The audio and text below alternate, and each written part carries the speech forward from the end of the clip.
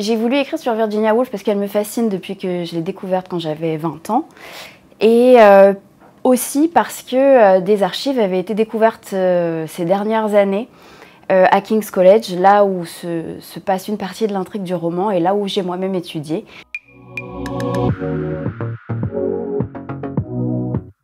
Bonjour, je m'appelle Rebecca Benamou et je suis l'autrice du roman Ce que je vole à la nuit, qui va paraître chez HarperCollins. Ce que je vole à la nuit, c'est un roman qui s'ouvre dans une maternité et qui parle d'une jeune femme qui vient tout juste d'être mère pour la première fois et qui comprend pas trop pourquoi son esprit la renvoie à un fragment de son passé, tout particulièrement ses années étudiantes à Londres, dans un cours où elle n'était qu'entre femmes à étudier que des textes de femmes, et un cours qui gravitait autour de la figure de Virginia Woolf, qui elle-même avait étudié là plus tôt, un siècle plus tôt. J'ai voulu écrire sur Virginia Woolf parce qu'elle me fascine depuis que je l'ai découverte quand j'avais 20 ans.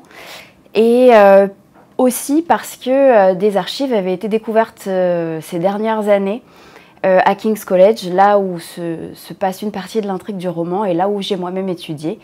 Et j'avais envie d'en savoir plus sur ces jeunes années, entre ses 15 ans et ses 20 ans, ces années de formation, qui elle était avant d'être l'écrivaine internationalement connue, qui était la jeune femme avant la notoriété. Alors, l'œuvre de Virginia Woolf, elle est toujours d'actualité parce que forcément, elle a écrit de très grands romans, mais c'est pas tellement ça pour moi qui la rend si contemporaine. Pour moi, c'est la femme. C'est cette femme qui n'a jamais voulu se laisser enfermer dans une case, dans une étiquette, qui remettait en question son propre milieu, ses opinions politiques, ses opinions sur tout un tas de choses, son rapport à l'écriture. Et c'est son rapport à la question qui me plaît. De toute façon, j'ai toujours préféré les auteurs qui poussaient leurs lecteurs à se poser des questions plutôt que de leur imposer des réponses.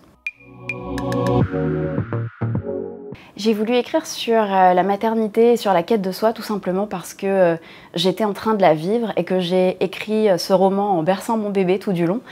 Et j'avais envie de parler autrement de la maternité.